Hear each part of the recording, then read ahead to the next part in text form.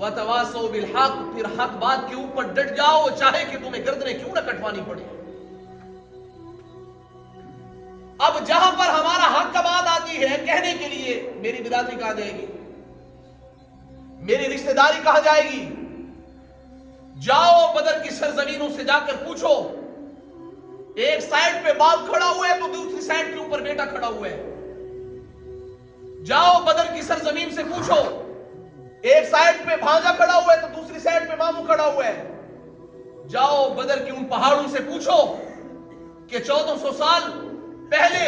اس بدر کی سرزمین کے اوپر کیا تاریخ رقم کی گئی تھی، اس بدر کی سرزمین کے اوپر کس طریقے سے جہاد کیا گیا تھا، اس بدر کی سرزمین کے اوپر حق اور ناحق کے اندر کس طریقے سے اندر فیصلہ کیا گیا تھا، اس بدر کی سرزمین کے اوپر کس طریقے سے حق اور باطل کے درمیان کے اندر فیصلہ کر کے دکھایا کہ حق کیا ہے، باطل کیا ہے، جھوٹ کیا ہے،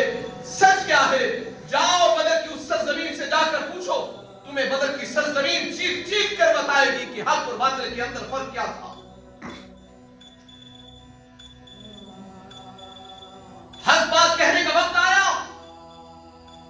تو میں نے کہا میری برادری، حق بات کہنے کا وقت آیا میں نے کہا میرے رشتہ دار، حق بات کہنے کا وقت آیا میں نے کہا میرے بھائی، میری بہنیں، میرے والدین، میری برادری۔ حق بات کہتا ہوں تو بہن بھائی ناراض ہوتے ہیں، حق بات کہتا ہوں تو رشتہ دار ناراض ہوتے ہیں، حق بات کہتا ہوں تو خاندان جاتا ہے۔ میں نے اللہ کے دین کو جانے دیا، میں نے رشتہ داری کو نہ چھوڑا، میں نے بہن بھائیوں کو نہ چھوڑا۔ ارے یاد رکھو، ایک وقت ایک زمانہ پھر ایسا آئے گا، یہی بہن، یہی رشتہ دار، یہی اولاد تجھے اٹھا کر ان کھنڈروں کے اندر جا کے ڈال کے آئے گی، پھر قیامت تک تیری قبر پہ فاتحہ پڑھنے والا بھی کوئی نہ ہوگا۔ ہم نے حق کے معیار کو بھلا دیا کہ حق کا معیار ہے